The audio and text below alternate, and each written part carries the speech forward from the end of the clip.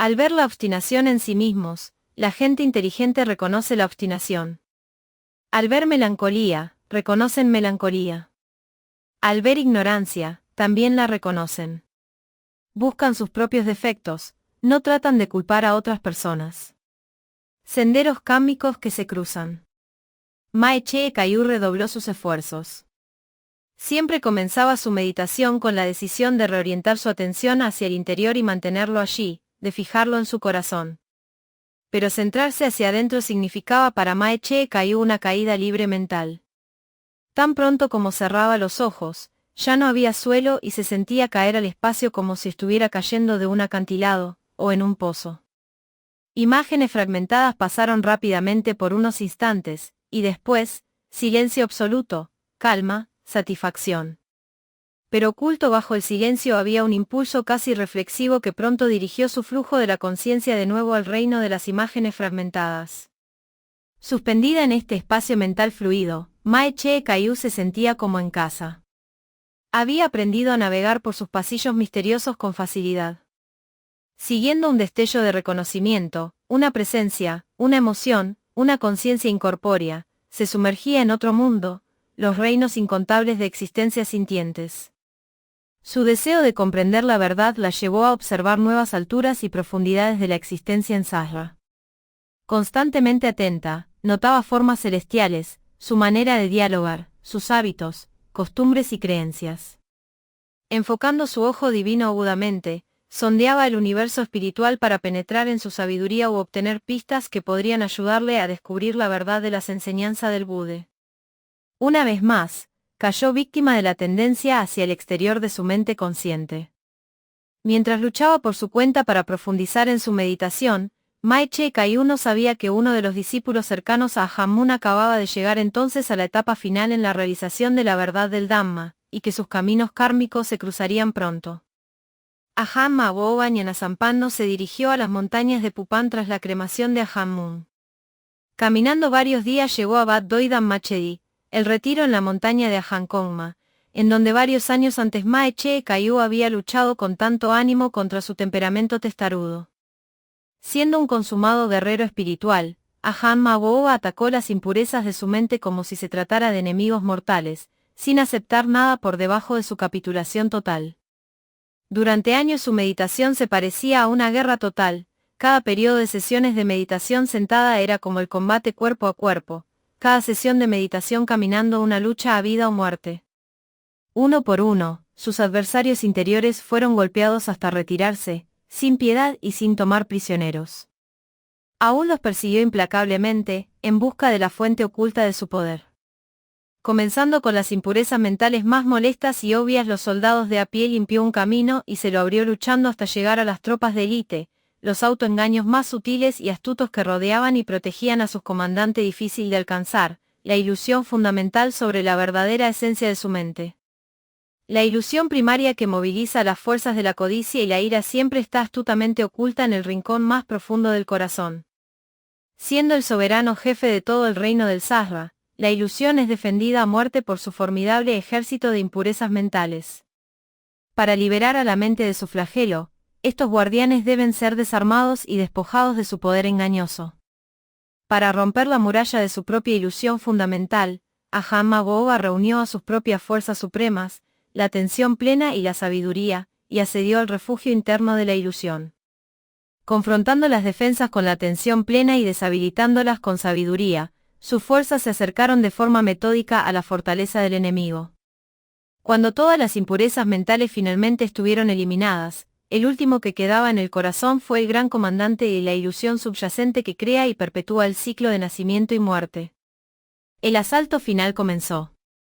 Con un rayo de extraordinario poder y brillantez, los últimos vestigios de la ilusión se destruyeron, haciendo que el edificio entero de la existencia sahrica colapsara y se desintegrara, dejando la verdadera esencia de la mente absolutamente pura, y libre de toda contaminación.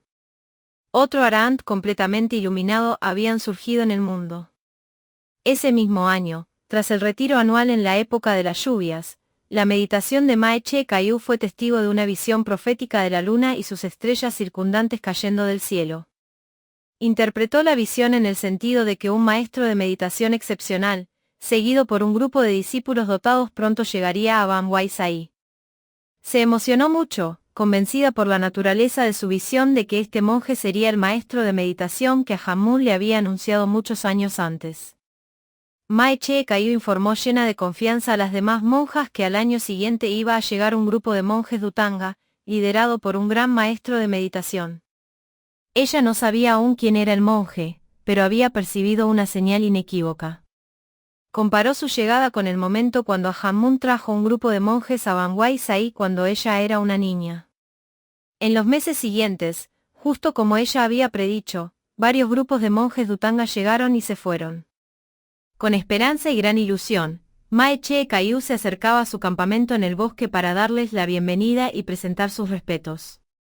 Pero cada vez los dejó decepcionada, segura de que no eran los monjes cuya llegada había anticipado en su visión. En enero de 1951, Ahama Boba bajó las montañas de Pupán, liderando un grupo de monjes Dutanga. Acamparon en las colinas boscosas al norte de Ban Sai. Acamparon bajo los árboles, en cuevas, en las crestas montañosas y bajo los acantilados que dominan el paisaje, llevando una vida sencilla y practicando meditación de la manera tradicional de los monjes Dutanga. Ahama Boba decidió quedarse en una cueva en la cima de una pendiente suave de la ladera de la montaña, más de 1 milla del centro del pueblo. Tomó como residencia la cueva de Nokan, con un solo novicio de asistente. La cueva Nokan larga y ancha y se encontraba perfectamente situada bajo un acantilado prominente, pavimentaron su entrada con rocas planas. La parte que le sirvió como vivienda era fresca y bien ventilada y los alrededores radiaban una paz y armonía naturales. Cuando la noticia de la llegada de Ahama Boba llegó a ella, Mae Che Kayu llevó a varias monjas consigo subiendo un sendero empinado y sinuoso montaña arriba para saludarle. El terreno alto en el pico de la cresta se aplanó en un sitio con piedra arenisca negra que seguía el contorno ondulado del suelo hasta la entrada de la cueva. Cuando se acercaron a la entrada, Mae Che Kayu vio a Ahama Boba sentado en una roca plana justo delante de ella. Apenas podía contener su alegría, se volvió, con una sonrisa alegre, susurró, «Es él. Ese es el gran maestro de meditación del que os hablé». Con cautela y gestos de respeto, las monjas se acercaron a Ahama Boba.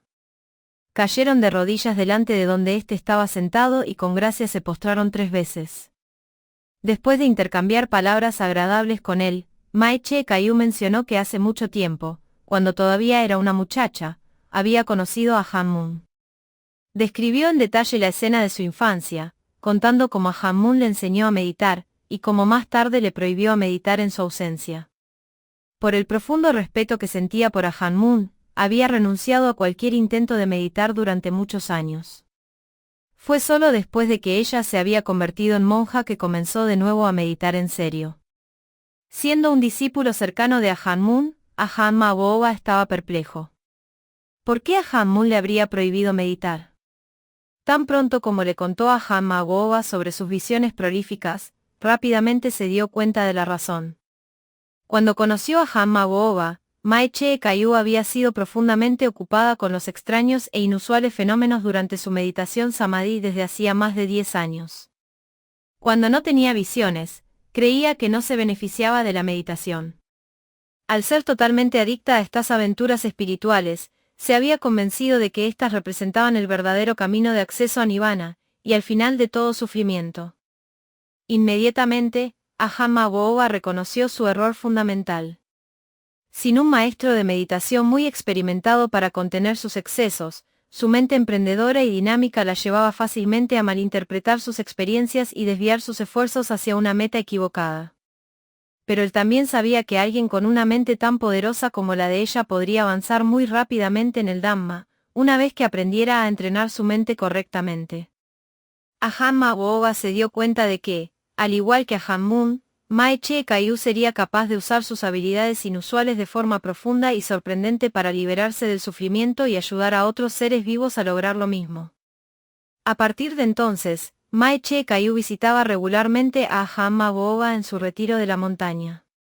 Una vez por semana, al final de las tardes de Uposatha, ella y las monjas de Ban Sai subían el sendero de montaña en serpentinas para presentar sus respetos a Ahama Boba, y luego escucharle como daba un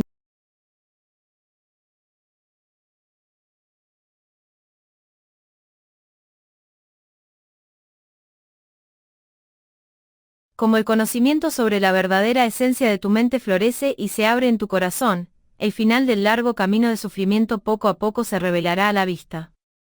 Un presagio de Dhamma.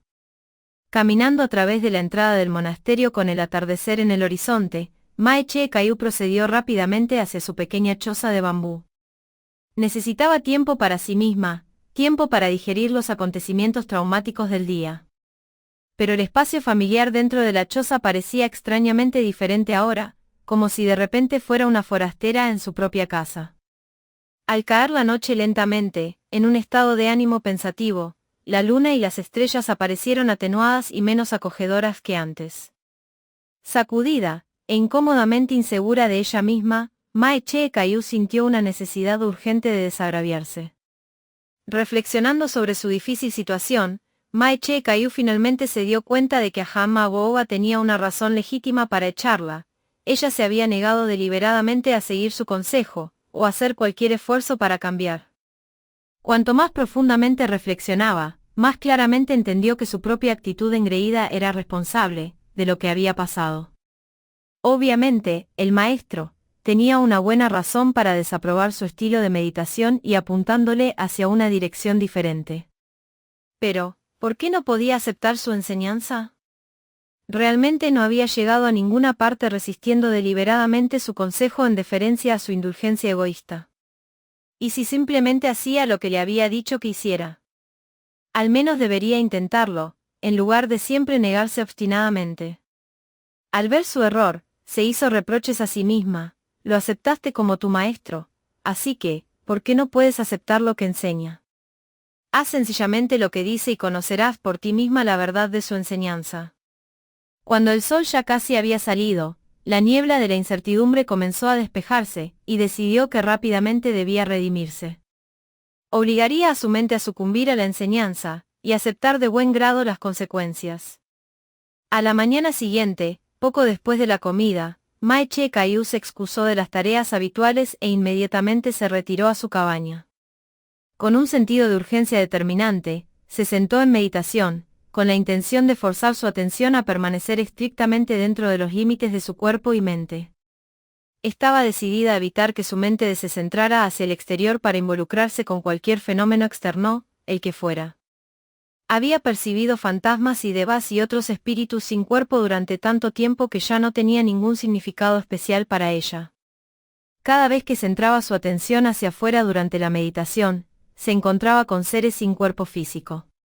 Aunque ella veía seres sin cuerpo físicos de la misma manera que otras personas veían con los ojos físicos, Mae Che Kayu nunca había tenido ningún beneficio real por tener esa habilidad. Las impurezas que constantemente contaminaban su mente no se vieron afectados. Solo a través de la concentración hacia el interior, y observando de cerca el movimiento de su mente consciente, podía entender las impurezas mentales y superar su influencia. Aceptando completamente este principio, centró su atención exclusivamente en la recitación interna de Budo, y continuó hasta que todos los pensamientos cesaron y el flujo de su conciencia convergió en una concentración en un solo punto en lo profundo de su corazón. Utilizando los plenos poderes de su recién descubierta resolución, mantuvo el foco allí hasta que todo el cuerpo físico desapareció de la conciencia, y su mente quedó totalmente en calma. Retirándose un poco del samadhi profundo, inmediatamente se le pareció otra visión.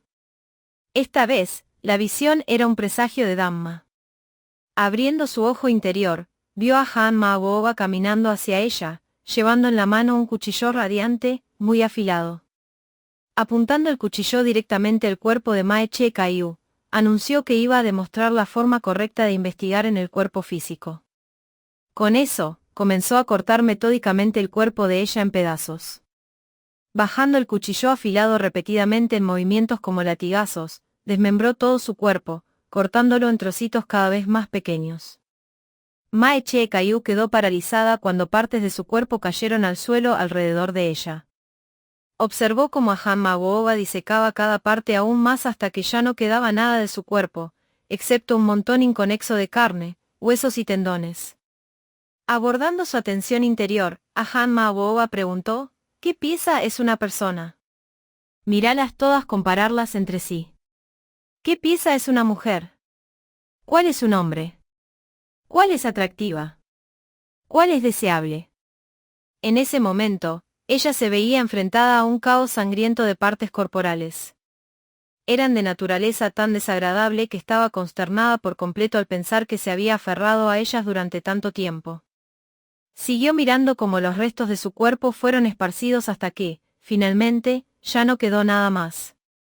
En ese momento, era como si su mente fuera dirigida de nuevo hacia el interior, y el flujo de su conciencia invirtió de manera determinada la dirección, cayendo a la base de Samadhi, y convergiendo al mismísimo centro de su ser. Solo quedó una tensión simple y armoniosa, sin nada más. La sabia esencia de la mente estaba tan excesivamente refinada que no podía ser descrita con palabras. Simplemente dominaba un estado sumamente sutil de atención al interior. Volviendo su enfoque hacia el interior con firme determinación, Mae Che Caillou detuvo el flujo normal de la conciencia y se dio cuenta de la verdadera esencia de la mente, la esencia misma o la fuente de la atención. Dentro de la cámara central del corazón, experimentó una sensación de gran espacio inacible, ilimitado, la naturaleza maravillosa de la esencia sin forma de la conciencia. Al dirigir el enfoque hacia el interior, de pronto se olvidó de enfocar la concentración, y entró en la quietud absoluta. Ni un pensamiento surgió. Todo era un silencio vacío. Cuerpo y mente se encontraban en un estado de gran libertad, y todos los objetos incluyendo su cuerpo desaparecieron sin dejar rastro.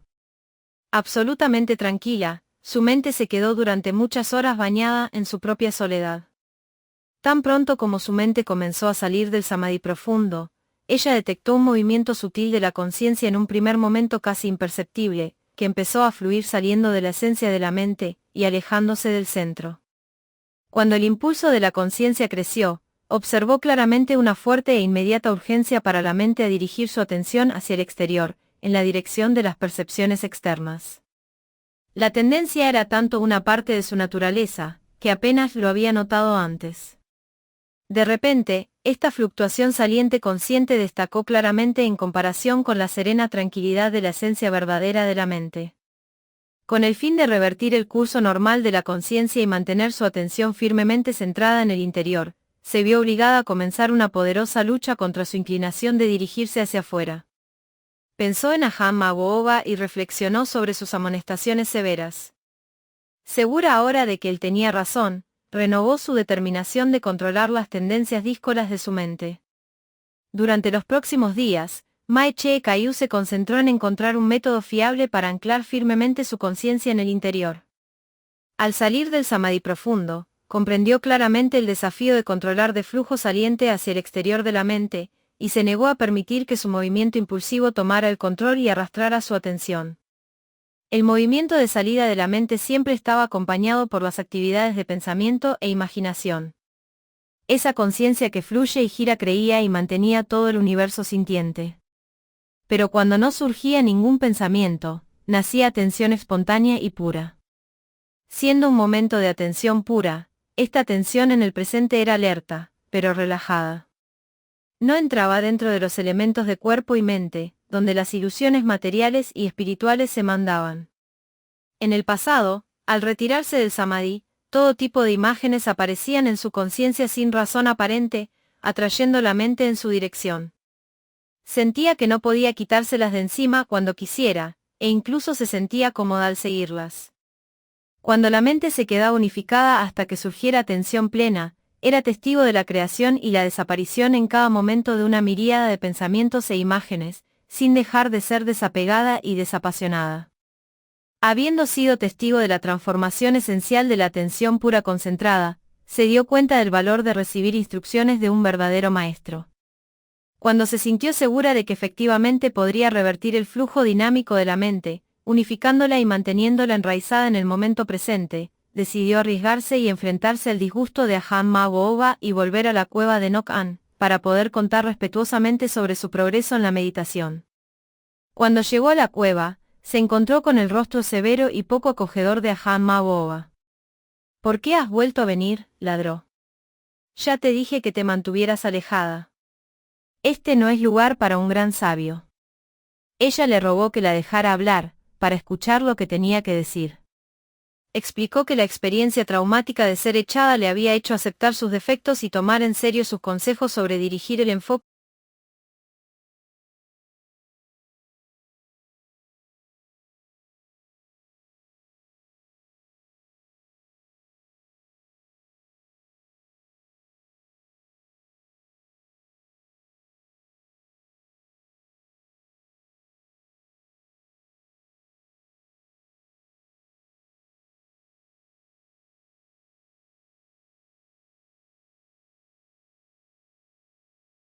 Ver el sufrimiento causado por el apego a nuestro cuerpo es la visión profunda inicial que centra la mente en el Dhamma. Aquellos que ven el cuerpo con claridad tienden a comprender el Dhamma rápidamente. El cadáver interior.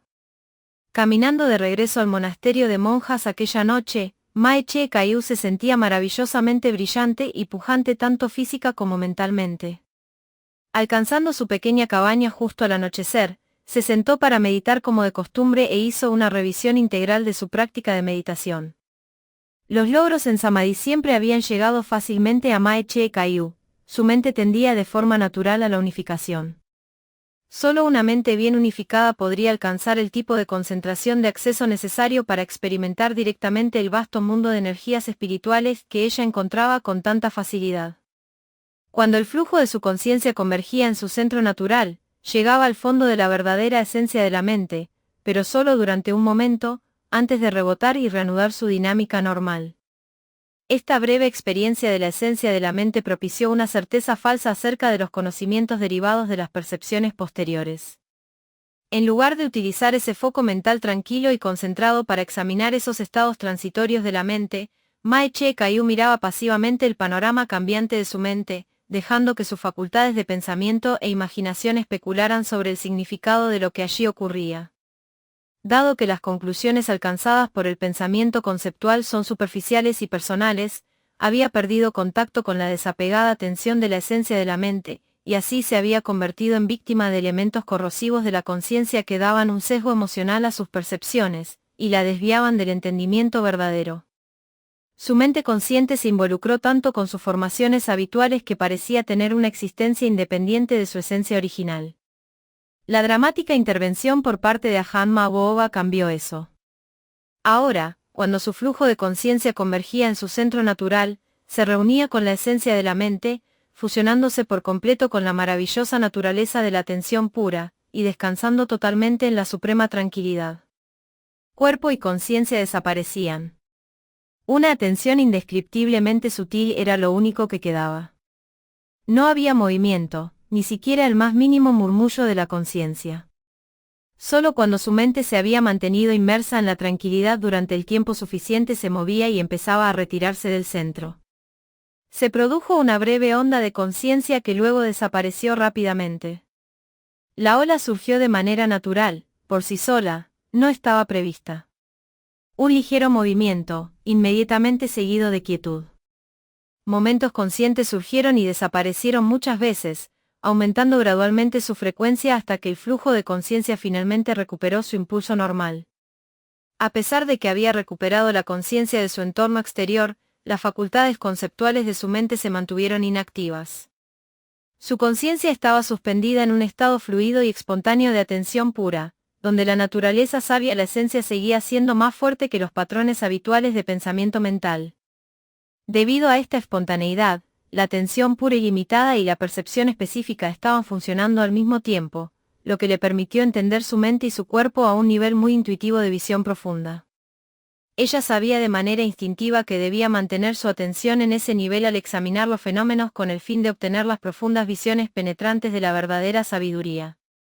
La sabiduría pudo funcionar con eficacia en el flujo normal de la conciencia, porque sus patrones de pensamiento habituales ya no le impedían el acceso al conocimiento más profundo espontáneo adquirido a través de la intuición directa por una facultad más sutil de conocimiento. Al salir de la tranquilidad profunda de Samadhi de esa noche, Mae Che Caillou experimentó cómo su conciencia fluía lentamente por todas las partes de su cuerpo hasta que lo percibió como un todo a la vez. Los preconceptos sobre el cuerpo no se entrometieron en su atención pura. Simplemente se concentró en la forma de su cuerpo como realmente era, en posición sentada. Su atención pura desapegada sabía intuitivamente que es inherente a su forma corporal, había un proceso de decadencia continua que finalmente culmina en la muerte del cuerpo y su desintegración. Con un grado profundo de claridad mental, capturó el hilo conductor de la decadencia continua de su cuerpo y comenzó a seguir ese curso natural hasta su inevitable consumación. El proceso de decadencia comenzó en lo profundo de las cavidades interiores de su cuerpo y poco a poco se extendió a todas partes. Se limitó a observar, sin pensar ni imaginar, y permitió que la desintegración de su cuerpo tuviese lugar dentro del ámbito de su atención pura. Rápidamente el curso natural de descomposición de un cuerpo muerto adquirió un impulso espontáneo propio. Empezando por la cabeza, Mae Che Caillou dejó filtrar su atención poco a poco hacia abajo a través de todo el cadáver, dejando que las imágenes de la decadencia se hicieran claras y nítidas. Debido a que su sabiduría intuitiva se había armonizado totalmente con la noción de la muerte y la desintegración, cambios espontáneos comenzaron a surgir en las imágenes que fluían. Sintió que su cadáver interior comenzaba a hincharse y poco a poco iba cambiando de color, la piel se volvía amarilla, a continuación se ponía de color negro azulado. A medida que el cuerpo se hinchaba, la piel se estiraba y se tensaba, luego se rompió y se desprendió, revelando carne podrida y resumando líquidos que rápidamente atrajeron a un enjambre de moscas. Poco a poco el hedor a carne podrida se hizo nauseabundo, y casi insoportable para sus sentidos internos. Las moscas pusieron huevos, y aparecieron gusanos, ocupando más y más superficie y moviéndose como una masa, retorciéndose en y alrededor de las aperturas de la piel y las secreciones de la carne, para cubrir finalmente el cadáver entero. En el momento que los gusanos se habían saciado con el tejido podrido, la mayoría de la carne y de los órganos internos ya habían desaparecido. Sin el tejido intermedio, el esqueleto se vino abajo y cayó formando una pila, dejando así un montón de huesos sucios, manchado de restos de carne en descomposición y unidos con hilos retorcidos de los tendones y cartílagos. Desintegrándose aún más, los huesos quedaron sueltos y dispersos, el esqueleto contorsionado.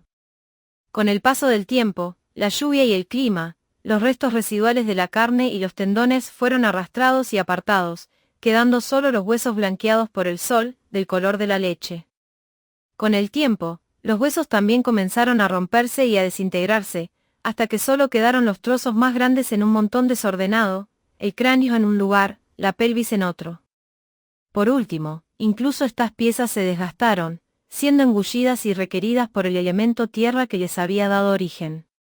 De repente, la tierra misma se desvaneció, dejando nada más que atención pura y cristalina irradiando en todas direcciones. Poco a poco, la sensación de estar en medio de una atención radiante desapareció, llevándose consigo toda la noción del yo y del entorno. Mae Che Caillou meditaba de esta manera todos los días. Se centraba una y otra vez en el cadáver interior hasta que la experiencia de muerte y decadencia se convirtieron en rasgos habituales de la perspectiva consciente de su mente, y la imagen mental de su cuerpo empezaba a descomponerse cada vez que dirigía su atención hacia ella. En cada sesión de meditación, el ojo interior de Mae Che Caillou observaba con una sensación profunda de calma y claridad cómo ocurría el proceso de disolución. Poco a poco, la ruptura constante de la sustancia corporal dirigió su atención a la naturaleza fragmentaria del cuerpo, por lo que comenzó a concentrarse en sus elementos constitutivos o las propiedades de tierra, agua, fuego y viento que componen toda la materia. Carne, huesos, dientes, uñas y cabello poseían las características materiales sólidas de la tierra. Sangre, orina, moco y otras secreciones líquidas poseían las cualidades líquidas de agua. El fuego estaba presente en el cuerpo en forma de calor, energía y vitalidad. El elemento aire se hacía evidente en la respiración, la circulación y el movimiento del cuerpo. Mae Che Caillou observaba cómo la decadencia iba rompiendo los lazos materiales que mantenía los elementos unidos dentro del cuerpo, y cómo los iba liberando para volver a su estado original, elemental. La ocurrencia de la muerte, cuando la conciencia abandonaba el cuerpo para siempre, liberaba las vivificantes fuerzas de fuego y viento para que retornaran a sus condiciones elementales. Observando aún más, desde la perspectiva interna de la atención espontánea, miraba cómo los líquidos corporales se filtraban en el suelo, o se evaporaban en el aire. Cuando los elementos líquidos se habían drenado en el suelo o habían desvanecido en el aire, las partes del cuerpo se secaban, deshidratándose poco a poco hasta que solo la quedaba tejido endurecido y el esqueleto. Desmoronándose lentamente y luego convirtiéndose en polvo, estas partes finalmente regresaban por completo al elemento tierra. Mae Chee Kayu vívidamente observó cómo los huesos se fusionaron con la tierra. Ambos, huesos y tierra, se unieron para convertirse en la misma sustancia. Cuando el último residuo de los huesos volvió a su estado original y elemental, su corazón se absorbió en la realización profunda de la naturaleza insustancial e ilusoria del cuerpo. Surgieron el conocimiento y la comprensión acerca del hecho de que toda sustancia corporal es una combinación de tierra, agua, fuego y viento, y que todo se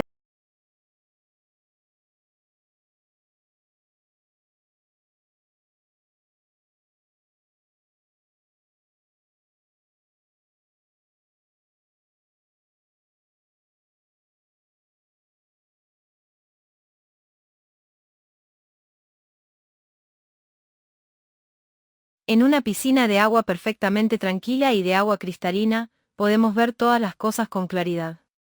El corazón en reposo absoluto es tranquilo. Cuando el corazón es tranquilo, la sabiduría aparece con facilidad, con fluidez. Cuando la sabiduría fluye, la comprensión clara sigue. Meses pasaron y la vida de Mae Chee Kayu se estableció en un pasaje tranquilo y constante, centrada alrededor de los rigores de la meditación intensiva. Retirándose a la soledad de su cabaña poco después de la comida de la mañana, pasaba las horas tempranas caminando en meditación en su sendero. El sendero de meditación se había convertido en un campo de batalla sagrado para Mae Chee Kayu en su lucha para vencer al ciclo de nacimiento y muerte. Lo recorría con un enfoque hacia el interior tan completo que no tenía conocimiento de la posición de su cuerpo o de sus pies descalzos tocando la tierra. Su atención se dirigía tanto a su interior que de vez en cuando su cuerpo se salió del sendero y acabó en la maleza.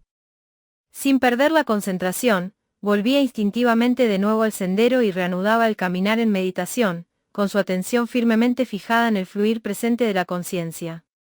Un dosel de hojas frondosas sobre trozos de madera imponentes y bambú arqueado daban sombra al sendero. En un extremo había un árbol fayón alto y delgado en cuya sombra Mae Chee Kayu había construido una plataforma rústica de bambú sobre la que podía descansar y meditar durante las horas calientes del mediodía. El árbol fayón, una variedad de caoba de la selva, se había convertido en uno de sus lugares favoritos. El fayón tenía una madera tan dura como el acero y compacta que era admirado por sus flores de color amarillo brillantes, que salpicaban el follaje verde durante la temporada y llenaba su plataforma pequeña de meditación con sus pétalos caídos. Combinando dureza y belleza, el fayón era indicativo de la fuerza y el esplendor que caracterizaban el estado presente de la mente de Mae Chee Kayu. En las primeras horas de una noche Mae Chee Kayu tuvo una visión. Apareció ante su ojo interno una amplia piscina llena de flores de loto de oro. Las flores flotantes eran tan grandes como ruedas de carreta de bueyes, rodeadas de sus pétalos delgados, como plumas de oro fino. Otras flores de loto, con sus pétalos cerrados alrededor del tallo y apuntando hacia el cielo, se encontraban encima del agua azul como templos con cúpulas de oro. Otros estaban sumergidos justo debajo de la superficie del agua fría y clara, su resplandor ondulaba por toda la piscina como una brisa dorada. El agua parecía tan mágicamente transparente que el barro suave y ondulante en la parte inferior se hizo visible. Separados de sus tallos, algunos de los pétalos flotaban en la superficie, mojados y brillantes, su aroma delicado impregnaba el aire en todas las direcciones. Como Mae Chee Kayu miraba tranquila y con asombro, un pequeño pato dorado se deslizó hacia abajo desde el cielo, pasó rozando la superficie plácida y comenzó a nadar alegremente entre las flores de loto. Picoteaban los pétalos flotantes, comiendo y dando vueltas con gracia alrededor de cada pétalo. Después de consumir 4 pétalos se detuvo, satisfecho, y permaneció perfectamente inmóvil.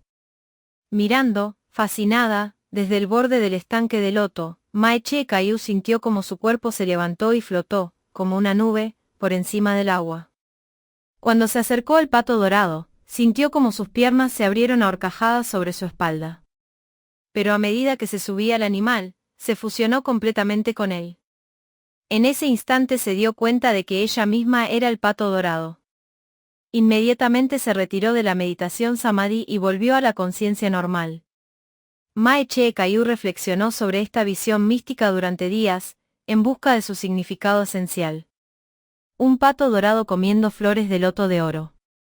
Las flores de loto simbolizan ofrendas en homenaje al Dhamma, la esencia del noble sendero del Buda. El oro representa luz, la luz de la mente, la flor representa la maduración, o la apertura, de la luz radiante de la mente. Ella comprendió que los 4 pétalos de loto eran los 4 Aryamagga, los 4 hitos en el noble sendero que lleva al estado del Arahant. Al igual que el pato dorado, Mae Che Kayu irradiaba la luz clara y luminosa de la comprensión, el conocimiento que durante esta vida sin duda completaría su viaje a lo largo de este noble sendero. Mae Che Kayu sabía que la conciencia penetraba todos los momentos de atención pura, independientemente de si la atención estaba centrada al interior o al exterior. Nada de lo que experimentaba alguna vez se encontraba fuera de la conciencia. Dado que todos los fenómenos se agarran, conciben y experimentan solo sobre esa base, no tienen existencia propia independiente de la mente consciente. Por esa razón, la atención al cuerpo era inherentemente una función de la conciencia. En esencia, ella estaba investigando una forma interiorizada del cuerpo, una imagen mental del cuerpo sobre la base de sensaciones.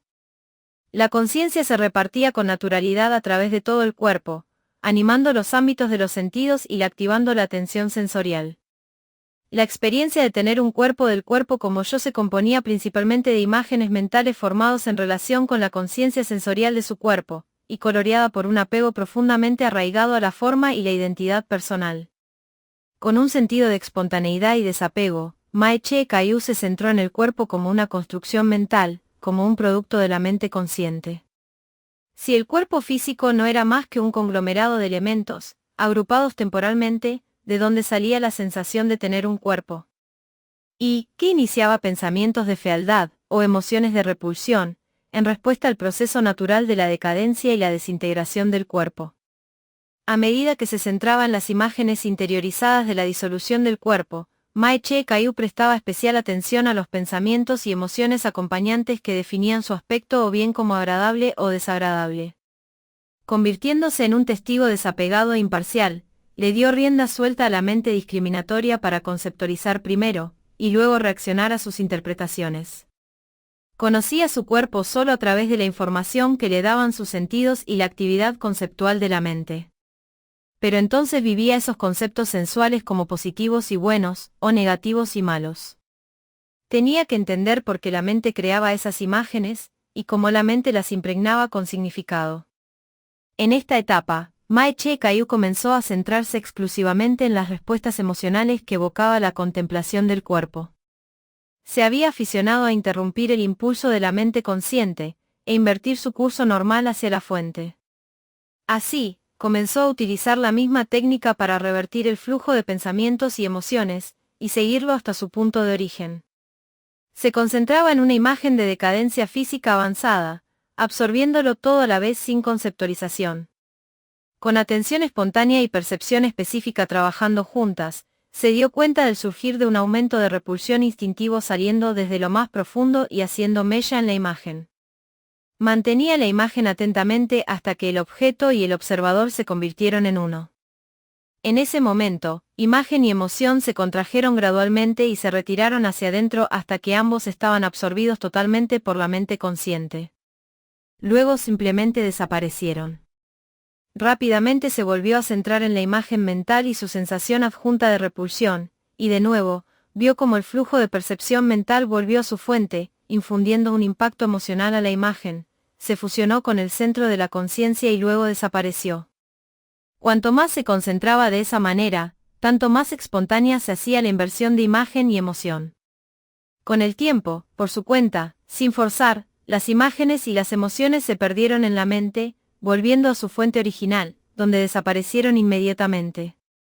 La meditación de Mae Che Kayu había llegado a una fase decisiva de la contemplación del cuerpo, a un punto de inflexión en el que la causa raíz del apego de la mente a la forma física pudo observarse con absoluta claridad. Cuando los sentimientos instintivos de repulsión se reunieron con su causa principal, de repente se dio una visión profunda. La propia mente producía sentimientos de repulsión y atracción, solo la mente creaba la percepción de fealdad y belleza. Esas cualidades no existen realmente en los objetos percibidos. La mente proyectaba esos atributos a las imágenes que percibe, y luego se convencía a sí misma a creer que los objetos mismos eran hermosos y atractivos, o feos y repulsivos. En realidad, el flujo de la conciencia estaba impregnado consistentemente en una proliferación de imágenes mentales y emociones subsecuentes. Su mente pintaba todo el tiempo cuadros elaborados, cuadros de sí misma y cuadros del mundo exterior. A continuación, su mente se enamoraba de su propia imaginería mental, creyendo que era sustancialmente real. En ese momento, la conciencia infinita como el espacio de la esencia mental y la particularidad de la percepción consciente operaban simultáneamente. Poco a poco, la ilusión de imágenes mentales cohesivos comenzó a romperse también. Dentro de la corriente de la conciencia, surgieron miríadas de formas amorfas y fragmentarias, unidas en imágenes, y luego se rompieron de inmediato, solo para reagruparse y disolverse una y otra vez. Tan pronto como una imagen del cuerpo aparecía, tan pronto se desvaneció al instante.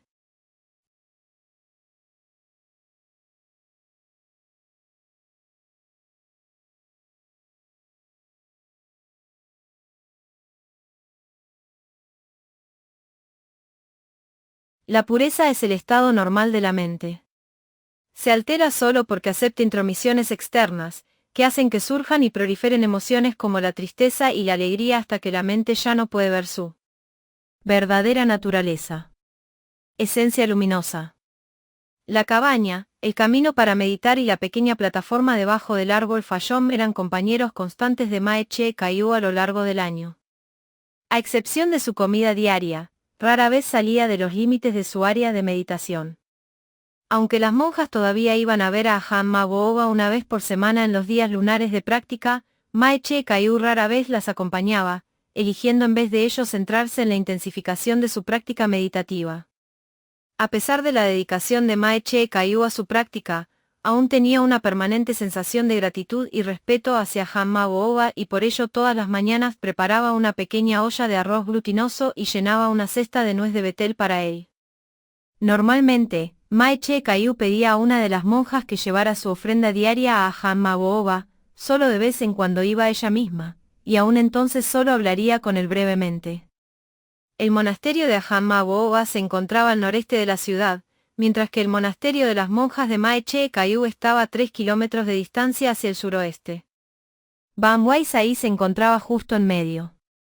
A pesar de la distancia y del hecho de que él nunca anunciaba sus planes de viaje con antelación, Mae Che Caillou siempre sabía intuitivamente cuando Hanma Booba dejaba su monasterio para recorrer la región en busca de la soledad.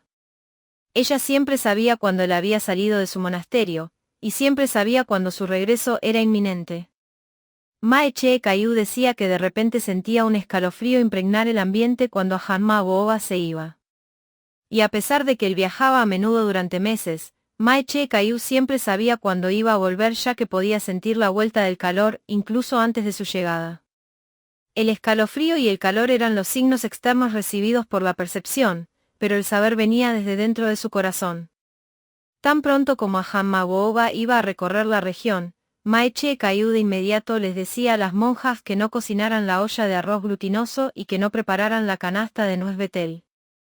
Varios meses después, cuando sentía su regreso, ella les decía a las monjas que volvieran a cocinar el arroz y que prepararan la nuez betel para él de nuevo. Normalmente, cuando él vivía en el monasterio, las monjas preparaban únicamente arroz glutinoso para él. Pero el día de su regreso, Mae Che Caillou insistió en que las monjas preparasen el arroz esponjoso como una ofrenda especial. En la mañana después de su regreso, las monjas se presentaron en el monasterio portando regalos de arroz y nuez betel. Preguntó a las monjas cómo sabían que él estaba de vuelta en el monasterio ya que había llegado el día anterior por la tarde. Las monjas respondieron que Mae Che Caillou había sentido su regreso y por lo tanto había pedido que se preparasen las ofrendas de costumbre. Cada vez que volvía de estos viajes, a Hanma Booba escuchaba lo mismo. Mae Che Caillou siempre lo sabía, nunca falló. Mae Che Caillou había aprendido a examinar los fenómenos usando las percepciones específicas de la conciencia a la par que la conciencia expansiva de la esencia mental intrínseca. Se dio cuenta de que la conciencia fluía de manera natural de la esencia mental para iniciar la actividad perceptiva. Y las percepciones eran definidas e interpretadas por el movimiento conceptual de la mente, que tenía su origen en la esencia inmóvil. Así que se centraba exclusivamente en el momento en que el flujo de conciencia se veía agitado y salía de la quietud del centro vital de su mente. Cada pensamiento, cada chispa de una idea, ondea brevemente a través de la mente, después cesa. Individualmente, estas ondas mentales no tienen un significado específico. Se limitan a aparecer brevemente en la conciencia y luego desaparecen sin dejar rastro. Ideas fragmentarias. Los elementos del pensamiento se encienden y apagan con inicios y finales distintos, como destellos de un rayo o el parpadeo de las luciérnagas. Pero el reconocimiento mental que interpreta su significado se dispersa más lentamente a través de la mente, cubriendo el flujo de la conciencia como una niebla en movimiento, antes de unirse en distintas formas conceptuales. Juntos, los recuerdos y los pensamientos se combinan para evocar los conceptos y las nociones de la existencia personal. La actividad conceptual consiste en fenómenos mentales que ocurren de manera natural, que surgen y cesan espontáneamente. Estos fenómenos no tienen conciencia por sí solos. La conciencia que los conoce es la esencia de la mente, la naturaleza sabia que lo impregna todo. La mente básicamente es no dual, es simplemente una realidad vital. El flujo de conciencia desde el centro sabio crea la ilusión de la dualidad, de dentro y fuera, del conocedor y lo conocido. Formas y conceptos son fenómenos condicionados por el movimiento de la conciencia. A causa de una ilusión penetrante, engañosa y sutil, que existe en las mentes de todos los seres, la conciencia que conoce las formas y los conceptos se apega a estas creaciones de la conciencia. Aferrándose a una identidad individual y personal, la mente convierte sentimientos, recuerdos y pensamientos en un sí mismo. Este aferrarse convierte la mente misma en una personalidad. Pero pensar y sentir son en realidad solo funciones condicionadas de la mente, no su esencia original. Cuando la esencia se hace conciencia, crea una realidad conceptual, no una realidad esencial. Y la realidad conceptual de un yo es el objeto de un apego profundo. Mae Che Caillou se dio cuenta de que la verdadera mente no tenía forma, y que no formaba concepciones. Al observar los fenómenos de manera espontánea con atención pura y clara, logró liberarse del pensamiento conceptual, lo que permitió a la esencia sabia renunciar a las construcciones mentales antes de que pudieran establecer una presencia definitiva en el continuo consciente de la mente. Antes de que un pensamiento o una expresión particulares pudieran formarse plenamente, la esencia sabia simplemente lo soltaba, causando que las formaciones mentales se disuelvan en la nada. Finalmente, el carácter independiente de la verdadera esencia de la mente llegó a ser tan global que la multitud de expresiones conscientes no pudieron arraigarse, disolviéndose ante su inmanencia tranquila y potente. A ese nivel, la mente de Mae Che Caillou se parecía a un campo de batalla donde las fuerzas de la existencia consciente se enfrentaban a la esencia global, que abarcaba todo, pero no conservaba nada. Ya que la vacuidad profunda constantemente disolvía innumerables formas de existencia emergente, la esencia sabia de la mente se impuso, aumentando su brillo y pureza. Cuando la visión penetrante penetró a fondo la naturaleza ilusoria de los fenómenos mentales, la esencia sabia renunció a todos los conceptos, reconociendo al completo que no eran más que ondas mentales y no tenían ninguna sustancia real. Independientemente de cómo aparecían en la mente, solo eran formas condicionadas, convenciones de la mente que simplemente desaparecían en el vacío. Sin excepciones. La meditación de Mae Che Caillou destruía los patrones mentales que han dominado la existencia samsárica durante eones. Ni un solo pensamiento logró surgir o formarse, lo que indicaba que la atención plena, verdadera y espontánea había nacido. La observación espontánea de la mente era atención pura e impoluta, que conducía de manera natural a la visión penetrante, clara y perspicaz. Cuando la mente entiende claramente con sabiduría intuitiva que no se puede encontrar un yo dentro de los fenómenos mentales, surge un desapego liberador por sí solo. Al poderse enfocar mejor la concentración mental, las corrientes enviadas por la mente se hacen más cortas y más limitadas. Mae Che Caillou había investigado y comprendido los fenómenos conceptuales tan a fondo que la esencia clara y luminosa ya no contactaba con ellos conscientemente. Los pensamientos e imaginaciones en la mente habían llegado a pararse completamente. La naturaleza sabia y esencial de la mente destacaba por sí sola. A excepción de una atención pura muy refinada, una atención pura que impregnaba el cosmos entero, nada apareció en absoluto. La mente trascendía las condiciones de tiempo y espacio. Una esencia luminosa del ser que parecía ilimitada, aunque maravillosamente vacía, lo impregnaba todo a través del universo. Todo parecía estar lleno de una cualidad sutil de conocimiento, como si nada más existiera. Purificada de las cosas que nublan y oscurecen su esencia que todo lo abarca, su mente reveló su verdadero poder. Cuando las consecuencias de la ilusión se habían cortado por completo, su mente convergió en un núcleo de resplandor sublime, un resplandor tan majestuoso e hipnotizante que Mae Che Caillou estaba segura que significaba el final de todo el sufrimiento que ella había estado tratando de lograr. Habiendo renunciado a todo apego a los factores de la identidad personal, el sutil esplendor radiante en el centro de la mente se convirtió en el único foco que quedaba. El punto objetivo de su atención pura era tan sumamente delicado y refinado que era indescriptible, y emitió una felicidad que no tenía precedentes y era tan maravillosa que parecía trascender del todo el ámbito de los fenómenos condicionados. La mente luminosa exhalaba un fuerte sentido de poder e invulnerabilidad. Nada parecía poder afectarla. Mae Che Caillou estaba ahora segura de que había finalmente realizado la meta final, Nirvana.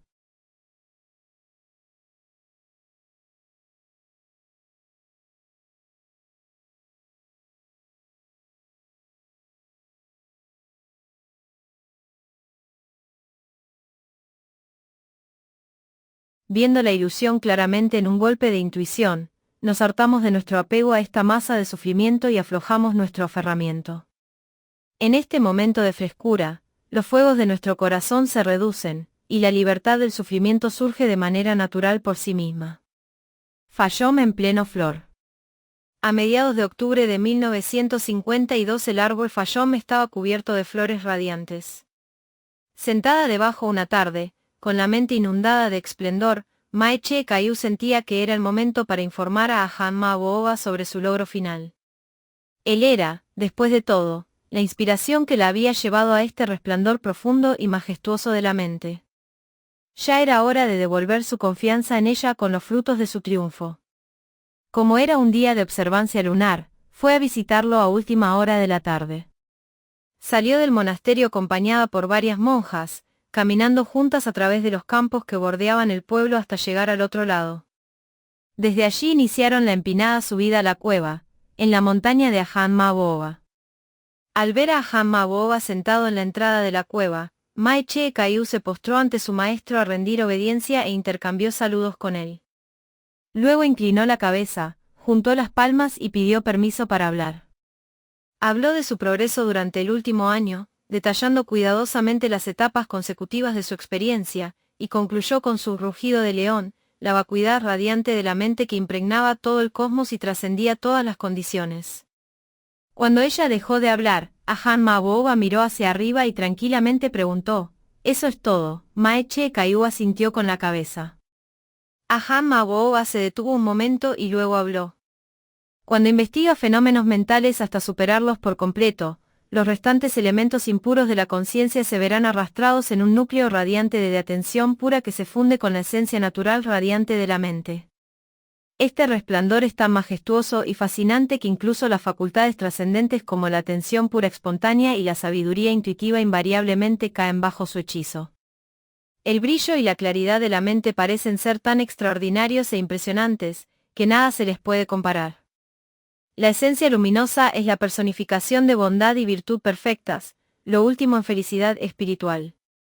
Es tu yo verdadero y original el centro de tu ser. Pero este verdadero yo es también la fuente de todo apego al ser y al devenir.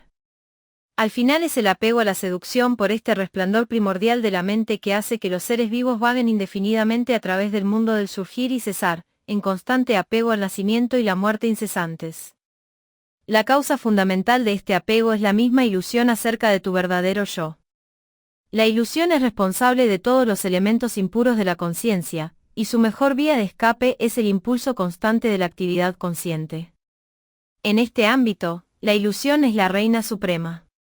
Pero una vez que la atención plena y la sabiduría están lo suficientemente entrenadas para eliminar la actividad consciente y por lo tanto cerrar esta vía, las ilusiones creadas por el flujo de los fenómenos mentales cesan. cortando la totalidad de sus salidas, no deja espacio para que la ilusión se mueva en la mente, forzándola para quedarse en el núcleo radiante desde donde emana toda sabiduría. Ese centro de la sabiduría aparece como un vacío luminoso que realmente abruma y asombra. Pero ese vacío radiante no debe confundirse con la vacuidad pura del nirvana. Los dos son tan diferentes como la noche y el día. La mente radiante es la mente original del ciclo del devenir constante, pero no es la esencia de la mente, que es totalmente pura y libre de nacimiento y muerte. El resplandor es una condición muy sutil y natural cuyo brillo y claridad uniformes hacen que parezca vacío. Esta es su naturaleza original más allá de nombre y forma. Pero todavía no es el nirvana. Es la sustancia misma de la mente que ha sido purificada hasta el punto donde una calidad fascinante y majestuosa del saber es su rasgo sobresaliente.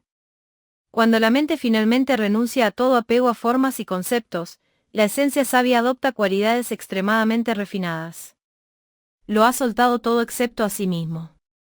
Sigue estando impregnada por un engaño fundamental acerca de su verdadera naturaleza. Por ello la esencia radiante se ha convertido en una forma sutil de un yo sin que te hubieras dado cuenta.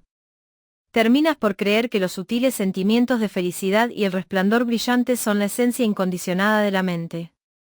Ajena a tu ignorancia, aceptas esta mente majestuosa como si fuera el producto final.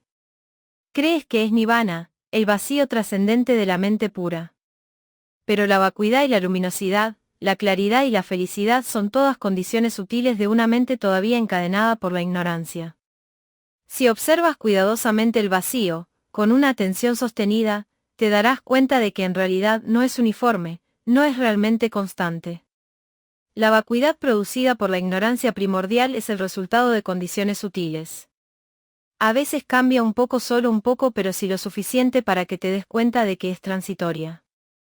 Variaciones sutiles pueden ser detectadas, ya que todos los fenómenos condicionados, no importa cuán refinados, brillantes y majestuosos parezcan, siempre manifiestan algunos síntomas irregulares.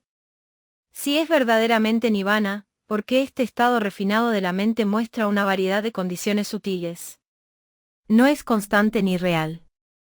Concéntrate en ese centro luminoso para ver claramente que su resplandor tiene las mismas características, siendo transitorio, imperfecto y carente de esencia como todos los demás fenómenos que ya has trascendido.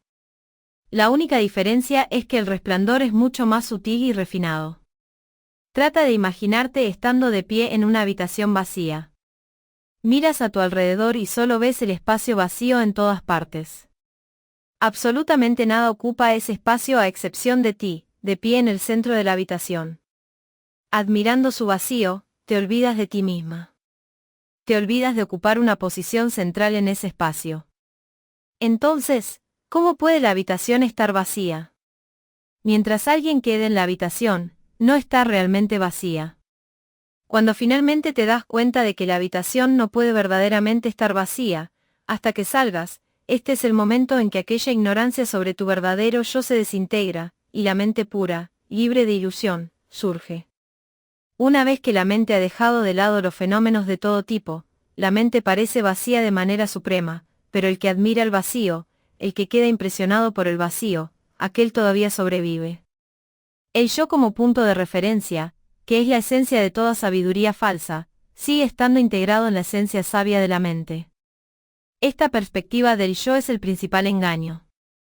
Su presencia representa la diferencia entre la vacuidad sutil de la mente radiante y la vacuidad trascendente de la mente pura, libre de toda forma de engaño. El yo es el verdadero impedimento. Tan pronto como se desintegra y desaparece, ya no quedan impedimentos. Aparece la vacuidad trascendente. Como en el caso de una persona en una habitación vacía, podemos decir que la mente está realmente vacía solo cuando el yo la abandona para siempre. Este vacío trascendente es una separación total y permanente que no requiere de esfuerzo adicional para mantenerse. La ilusión es una conciencia intrínsecamente ciega, que se disfraza como luminosidad, claridad y felicidad. Como tal, es el refugio final para el yo. Pero esas cualidades atesoradas son todas productos de causas y condiciones sutiles. Verdadera vacuidad solo se da cuando cada rastro de tu realidad condicionada desaparece. En cuanto te des la vuelta y lo conozcas por lo que es, esa conciencia falsa simplemente se desintegra. nublando tu visión con su esplendor. Ese engaño luminoso ha estado ocultando todo el tiempo la maravilla natural y verdadera de la mente. Volviendo al monasterio de las monjas esa noche, Mae Chee-Kayu reflexionó sobre cómo la mente radiante se había convertido en su único apego persistente. Apreciándolo y protegiéndolo más que cualquier otra cosa, no quería interferir con ella. En toda la mente y en todo el cuerpo no destacaba nada tanto como este brillo. Provocaba tal sentido fascinante de asombro interior y en consecuencia, tal sentimiento protector de apego, que no quería que nada lo perturbara. A causa de la ilusión de Mae Chee-Kayu sobre la esencia mental que lo sabe todo, se olvidó de investigar y juzgar a la verdadera naturaleza de esa esencia. Cuando el alcance de la mente se retiró hacia adentro, se concentró en un núcleo radiante brillante, alegre y atrevido. Cada acto mental surgía de ese núcleo. La conciencia fluía de este núcleo. Los pensamientos se formaban allí. Toda la felicidad parecía concentrarse allí. Así que había creído que debía ser Nirvana, el centro de su ser que era tan brillante y claro todo el tiempo. Pero ahora se dio cuenta de que era en realidad el núcleo del origen del sufrimiento. Sin miedo e inquebrantablemente, Mae Chee-Kayu comenzó a investigar meticulosamente el resplandor extraordinario de su mente, en busca de cualquier signo de imperfección. La mente luminosa aparecía impecable, quieta y muy pura al principio. Pero cuando ella lo miró más de cerca, comenzó a notar que una insipidez igualmente refinada emergía de vez en cuando y que empañaba esa esencia sabia, radiante y cristalina.